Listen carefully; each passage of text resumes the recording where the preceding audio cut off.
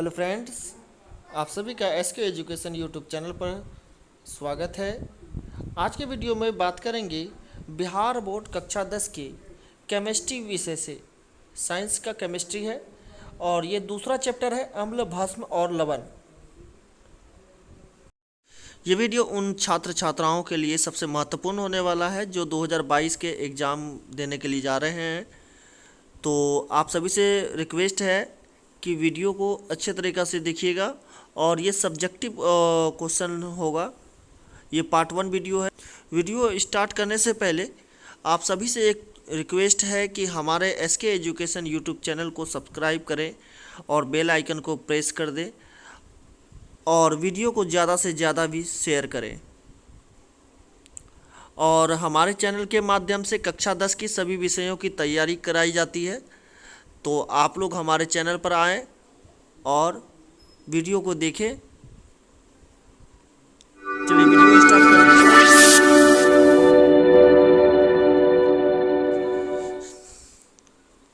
चलिए दूसरा चैप्टर है, ठीक है। और चैप्टर का नाम है अम्ल, भस्म और लवण, एसिड, बेस एंड साल्ट। चलिए पहला क्वेश्चन आप सभी के सामने है,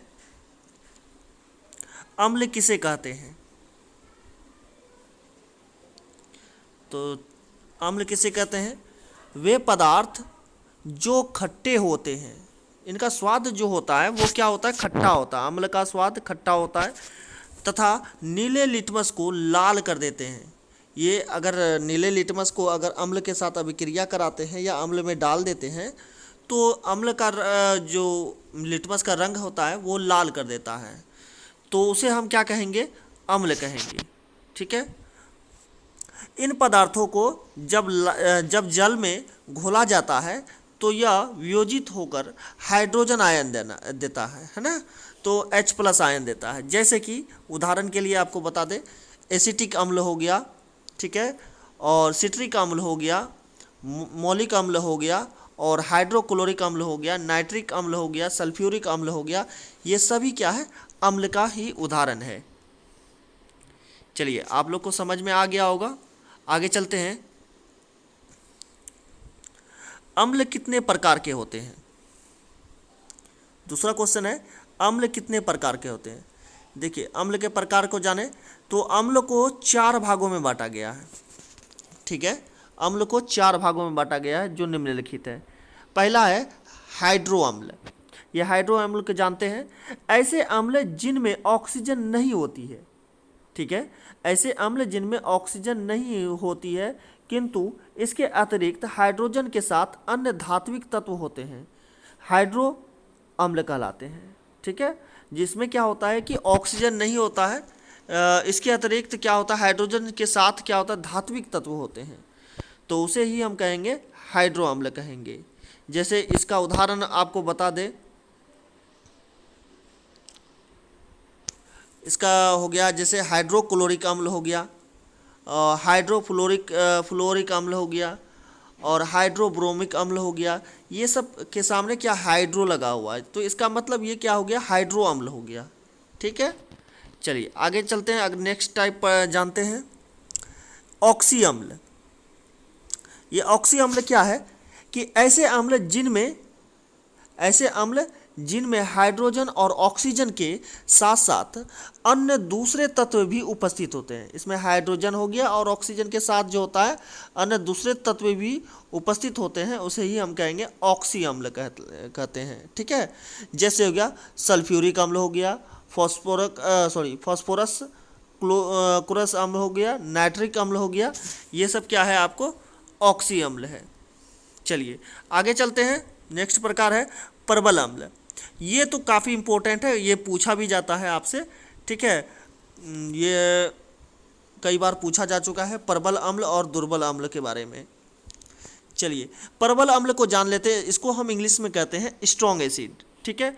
वे अम्ल जो जलीय विलयन में पूर्ण रूप में आयनित होते हैं, पूर्ण रूप में क्या होते हैं?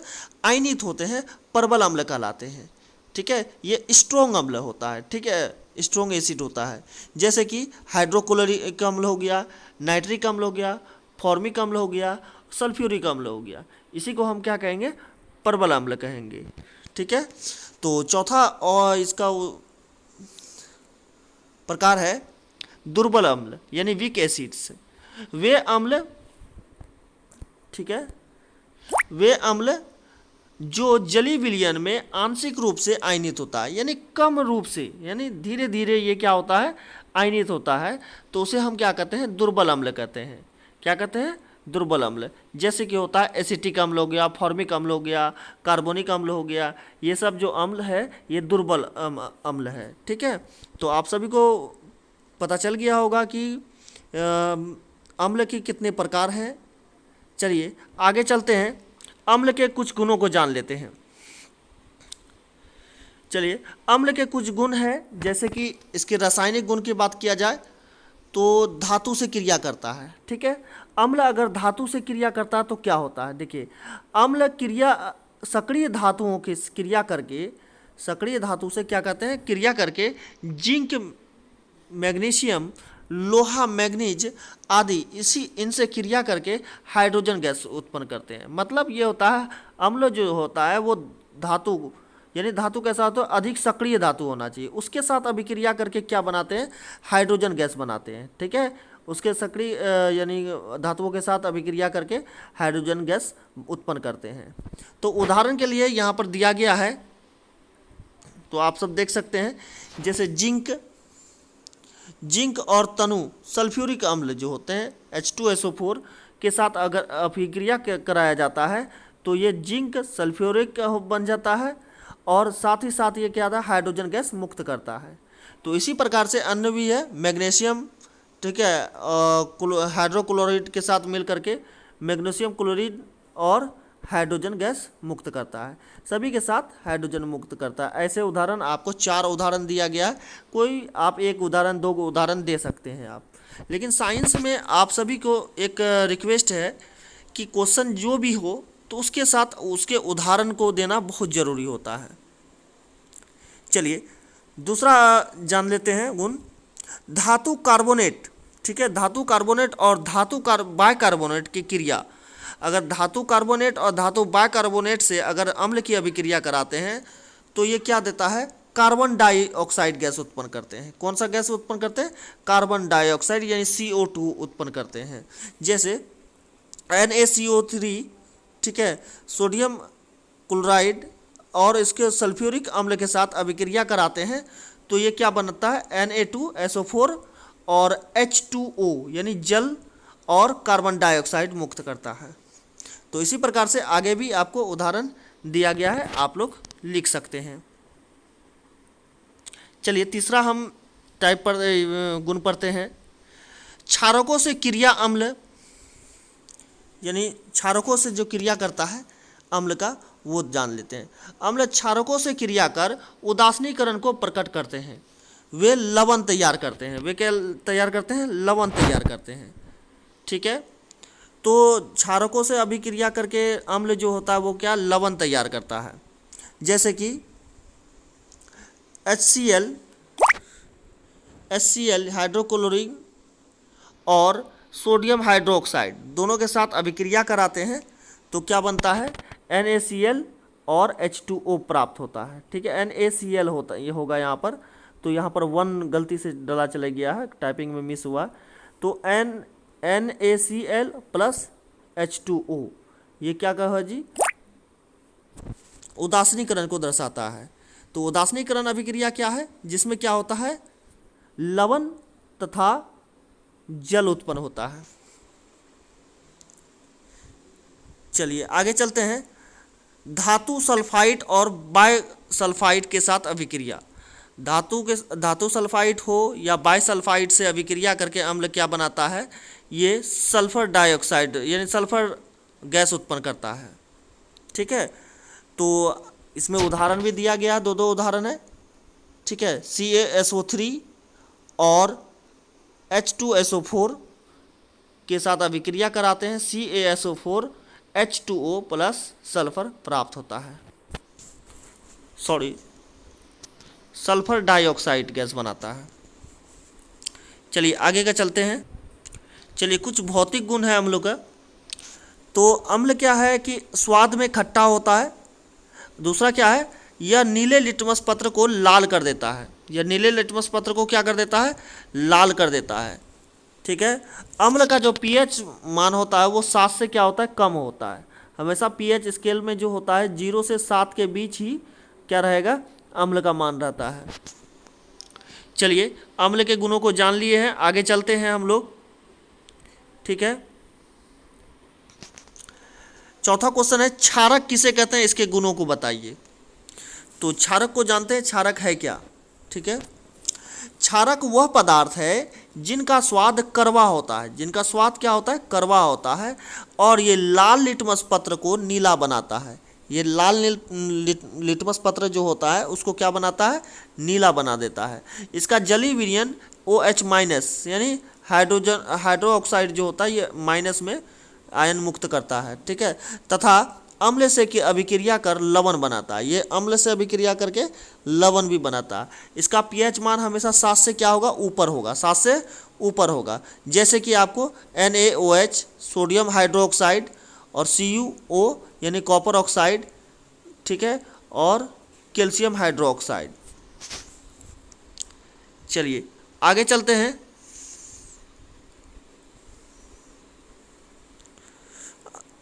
क्षार के कुछ गुण यानी प्रॉपर्टीज ऑफ बेस को जान लेते हैं। इसमें पहला गुण है कि बहुत से क्षार जल में विलय हैं। बहुत से जो क्षार होते हैं वो क्या होता है, जल में यानी मिल जाता है, घुल जाता है। जैसे कि सोडियम हाइड्रोक्साइड, अमोनिया, ये सब जो होता है कि ये जल में क्या हो जाता है, घुल जाता है। किंतु कुछ अविलय भी होते हैं, विलय नहीं होते हैं, यानी अविलय होते हैं। जैसे कि अल्युमिनियम हाइड्रोक्साइड हो गया, ये जल में क्या होता है, अविलय होते हैं। ये है क्षारक के गुण। चलिए क्षारक का दूसरा गुण को जान लेते हैं। क्षारक जो होता है स्वाद में तीखा होता है। स्वाद में क्या होता है, तीखा होता है। तो आप लोग को पता ही होगा, आप लोग हमेशा घरेलू उपयोग में आप लोग साबुन का यूज़ करते हैं। साबुन एक प्रकार का जो उदाहरण है, हम जो घरेलू उदाहरण है वो साबुन है, क्षारक का रूप का। ठीक है। ये स्वाद में क्या होता है, तीखा होता है। तीसरा पॉइंट क्या है, क्षार का जली घोल छूने में साबुन की तरह होता है ना। जली घोल अगर छुइएगा तो हाथ से छूने पर क्या महसूस होता है कि साबुन की तरह लगता है ना। तो अगर अगला पॉइंट चलते हैं। अगला पॉइंट है, क्षार या भस्म लाल लिटमस पेपर को ब्लू में बदल देता है। ठीक है। क्षार जो होता है वो क्या होता है, क्षार या भस्म जो भी बोले, तो लाल लिटमस पेपर को क्या कर देता है, ब्लू में बदल देता है। तथा फिनोल्फथलीन जो है को गुलाबी बना देता है। तो फिनोल्फथलीन एक रासायनिक विधि है। इन विधि द्वारा हम क्या करते हैं, फिनोल्फथलीन को अम्ल के साथ गुजारा जाता है तो अम्ल का रंग फिनोल्फथलीन का जो रंग होता है वो गुलाबी में बन जाता है, यानी गुलाबी में बदल देता है, गुलाबी कलर में। चलिए आगे है, अम्ल के साथ प्रतिक्रिया करके उसको उदासीन कर देता है। जो क्षार जो होता है वो अम्ल के साथ अभिक्रिया करेगा तो उसको क्या कर देता है, उदासीन कर देता है। चलिए अगला पॉइंट है, क्षार में पानी को मिलाना एक ऊष्माक्षेपी प्रक्रिया है। क्षार में अगर पानी मिलाएंगे तो वो एक ऊष्माक्षेपी अभिक्रिया कहलाएगा। चलिए अगला पॉइंट में चलते हैं। क्षार अम्ल के साथ अभिक्रिया कर लवण तथा पानी बनाता है। क्षार जो होता है वो अम्ल के साथ अभिक्रिया कराएंगे तो वो क्या उदासीनीकरण यानी क्या बनाएगा जी, लवण भी बनाएगा तथा पानी भी बनाएगा। चलिए अगला पॉइंट है, कुछ क्षार प्रबल यानी स्ट्रॉन्ग एसिड यानी बोल सकते हैं, कुछ क्षार जो होते हैं वो क्या होते हैं, स्ट्रॉन्ग होते हैं, और कुछ क्या होते हैं, वीक होते हैं। कुछ क्या होते हैं, वीक भी होते हैं। चलिए लास्ट पॉइंट है, क्षारों में जल मिलाने से इसकी सांद्रता क्या हो जाती है, कम हो जाती है। इसकी सांद्रता क्या हो जाएगा, कम हो जाएगा। जल में अगर क्षार को अगर जल में मिलाते हैं तो क्या होता है, इसका सांद्रता कम हो जाता है। चलिए पांचवा क्वेश्चन है, लवण किसे कहते हैं।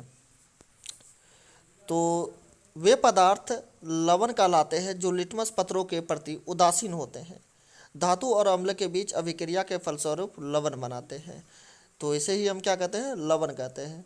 जैसे कि उदाहरण में आपको दिया गया जिंक और हाइड्रोक्लोरीन के साथ अभिक्रिया करने पर यानी जिंक क्लोराइड और हाइड्रोजन गैस मुक्त करता है। तो ये जिंक क्लोराइड ये क्या हो गया, आपका लवण हो गया। चलिए आगे चलते हैं।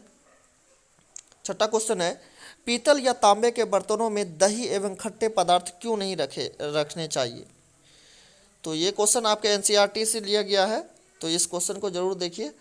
तो तांबे या पीतल के बर्तन में दही नहीं रखना चाहिए। दही में अम्लीय गुण होता है क्योंकि दही खट्टा होता है।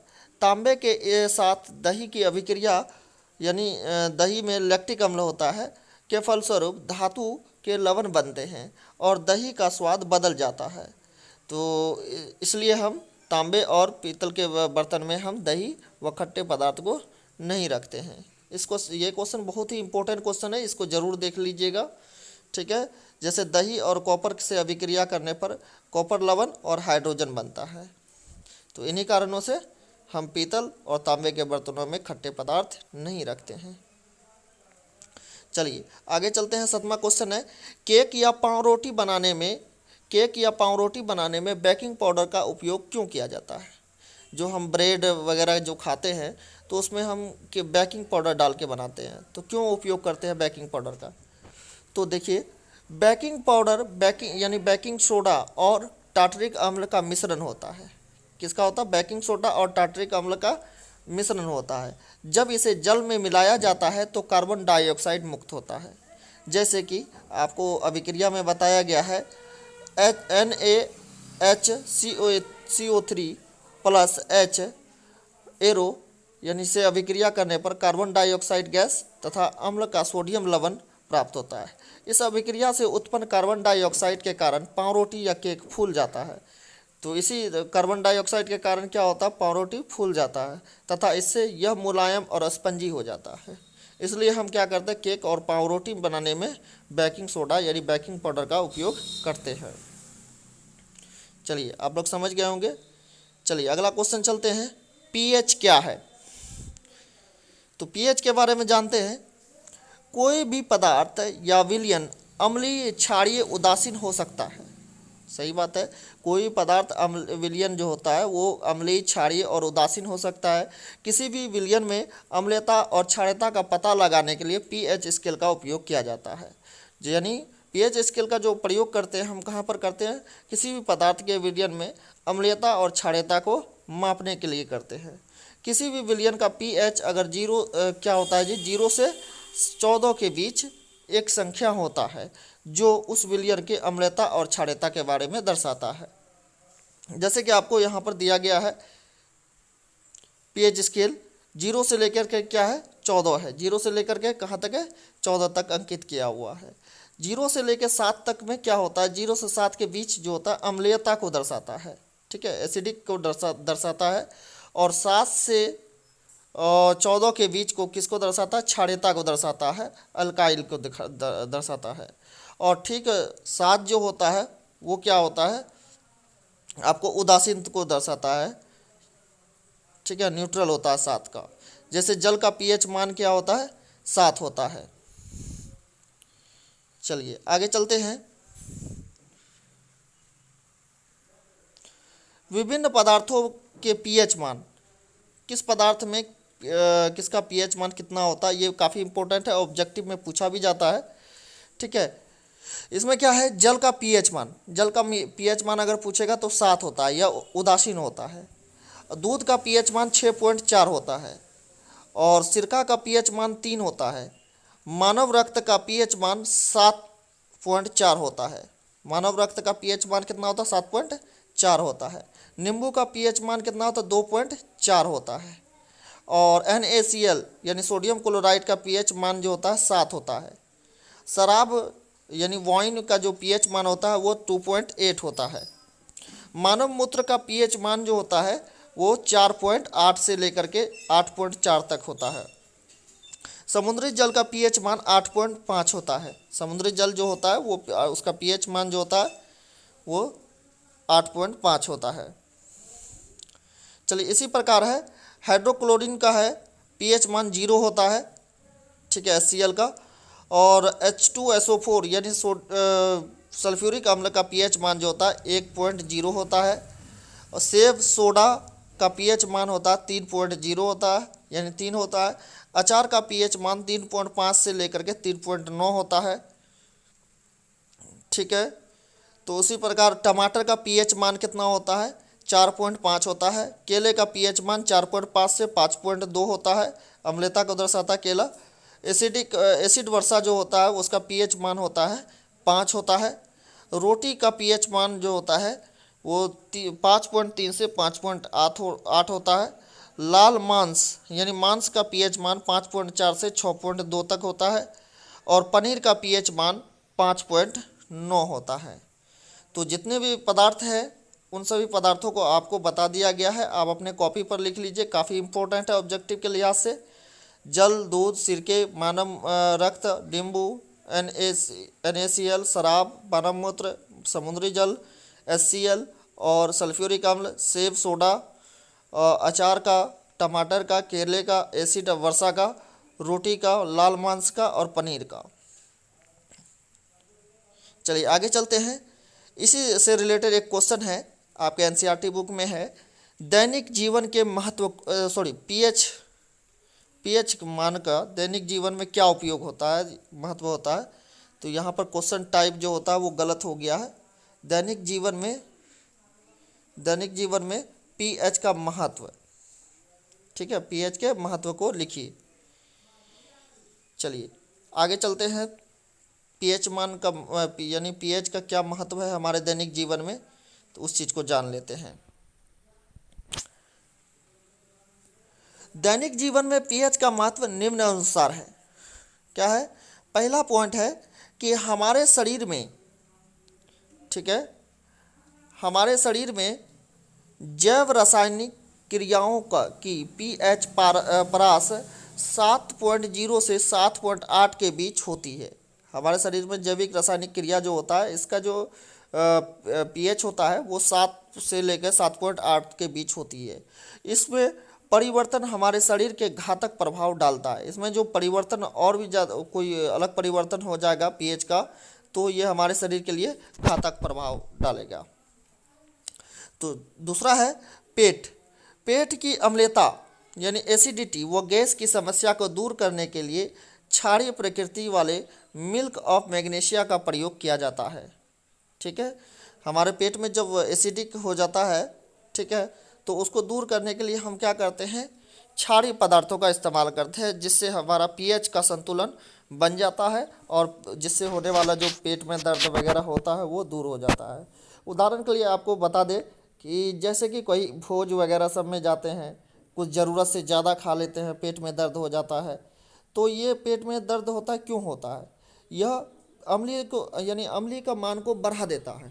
ठीक है, तो अम्लीय मान जब बढ़ता है तो हमें पेट में दर्द स्टार्ट हो जाता है। तो उसको बैलेंस्ड करने के लिए हम क्षारीय पदार्थ जैसे मैग्नीशिया, मिल्क ऑफ मैग्नीशिया का प्रयोग करते हैं, जिससे अम्लीय का जो संतुलन होता है वो ठीक हो जाता है, जिससे पेट दर्द खत्म हो जाता है। समझ गए होंगे आप लोग। चलिए आगे चलते हैं। अगला पॉइंट है, अम्लीय वर्षा में जल का पीएच मान जो होता है वो 5.6 से कम होता है। इस जल के फलस्वरूप नदियां का पीएच मान भी कम हो जाता है, जो कि अम्लीय जीवों पर हानिकारक प्रभाव डालता है। इससे अम्लीय जीवन उन पर क्या होता है, जीवों पर हानिकारक प्रभाव डालता है। चलिए अगला पॉइंट है, दांत का इस्तेमाल कैल्शियम सल्फेट से का बना होता है। दांत का इनेमल जो होता है वो कैल्शियम सल्फेट का बना होता है। दांतों की सफाई नहीं करने पर बैक्टीरिया के सड़ने से अम्लों की उत्पत्ति होती है, यानी अम्ल बढ़ जाता है बैक्टीरिया के कारण। ठीक है, जिनसे मुंह की लार का पीएच मान जो 5 से कम चला जाता है। ठीक है, और इनामेल के नुकसान पहुंचता है। इसके उपाय हेतु टूथपेस्ट में क्षारीय पदार्थ प्रयुक्त किए जाते हैं। ठीक है, इसमें आप समझ गए होंगे इसका मतलब। तो दांत में जो होता है वो कैल्शियम सल्फेट का बना होता है। ठीक है, दांतों की सफाई अच्छी तरीके से अगर नहीं करते हैं तो बैक्टीरिया के कारण वो अम्लों के उत्पत्ति पा करके वो सड़ने लगता है, ठीक है। और मुंह की लार का पीएच जो होता है, जिसके कारण 5.5 से भी क्या होता है, कम चले जाता है। तो एनिमल को इससे क्या होता है जी, नुकसान पहुंचता है। और जिसमें हम इसको दूर करने के लिए हम क्या टूथपेस्ट, क्षारीय टूथपेस्ट का इस्तेमाल करते हैं, जिससे ये बैलेंस हो जाता है और सही हो जाता है। चलिए नेक्स्ट पॉइंट है, मधुमक्खी के डंक में मिथेनोइक अम्ल होता है। तो मधुमक्खी के डंक में जो होता है मिथेनोइक अम्ल होता है, ठीक है। इसके डंक से होने से वाली जलन को शांत करने के लिए क्षारीय प्रवृत्ति की बेकिंग सोडा का प्रयोग किया जाता है। और इसके अलावा भी पीएच का महत्व देख लीजिए कि उपजाऊ मिट्टी का पीएच मान भी एक निश्चित परास में होता है, ठीक है। तो पीएच जो मान होता है मिट्टी का, उसके कारण भी उपजाऊ यानी उपजाऊ कम उपजाऊ ये सब चीज़ निर्भर करता है। तो ये था हमारा दैनिक जीवन में पीएच का महत्व को, ठीक है।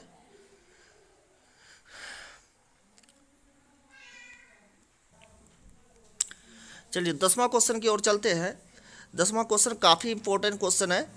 तो विरंजक चूर्ण किस प्रकार तैयार किया जाता है, ठीक है। क्वेश्चन है, विरंजक चूर्ण किस प्रकार तैयार किया जाता है, इसके सामान्य गुण एवं उपयोग को लिखिए। तो विरंजक चूर्ण से भी आपको क्वेश्चन पूछा जाता है। तो देखिए विरंजक चूर्ण किस प्रकार तैयार किया जाता है। बोलता है कि विरंजक चूर्ण का नाम जो होता है कैल्शियम ऑक्सीक्लोराइड, यानी कैल्शियम ऑक्सीक्लोराइड होता है। इसका रासायनिक नाम क्या होता है, कैल्शियम ऑक्सीक्लोराइड होता है। और इसका रासायनिक सूत्र होता है CaOCl2, CaOCl2। याद रखिएगा, कभी कभी ऑब्जेक्टिव क्वेश्चन में भी पूछ देता है कि विरंजक चूर्ण का रासायनिक सूत्र होगा क्यों, तो क्या होगा, CaOCl2 होता है, ठीक है। चलिए आगे बढ़ते हैं। विरंजक चूर्ण का निर्माण जो होता है शुष्क बुझे हुए चूने पर क्लोरीन की क्रिया करने से होता है। यानी शुष्क बुझे हुए जो चूने होगा उसमें क्लोरीन गैस प्रवाहित करने से, क्लोरीन से अभिक्रिया कराने से क्या बनता है, विरंजक चूर्ण प्राप्त होता है। जैसे कि इस अभिक्रिया को यहाँ पर दर्शाया गया है कि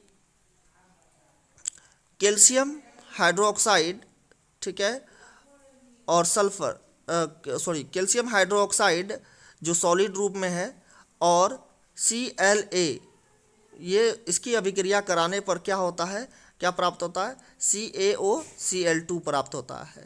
यानी विरंजक चूर्ण प्राप्त होता है, साथ ही साथ जल का भी उत्पन्न होता है, ठीक है। तो यहाँ पर नीचे में दिया गया है, इसके निर्माण में एक विशेष प्रकार का उपकरण लेते हैं जिसके ऊपर शुष्क बुझा हुआ चूना डाला जाता है और नीचे से क्लोरीन गैस का गर्म वायु प्रवाहित करते हैं। क्लोरीन ऊपर तक पहुँचते पहुँचते पूर्ण रूप से अवशोषित हो जाता है तथा बुझा हुआ चूना विरंजक चूर्ण में बदल जाता है, ठीक है। बुझा हुआ चूना जो है वो विरंजक रूप में प्राप्त हो जाता है। चलिए ये क्वेश्चन को आप अपने कॉपी पर जरूर लिख लीजिए, ठीक है। तो विरंजक चूर्ण के कुछ गुण हैं, उनको जान लेते हैं। विरंजक चूर्ण के गुण है, विरंजक चूर्ण पीले रंग का चूर्ण है। यह पीले रंग का चूर्ण होता है।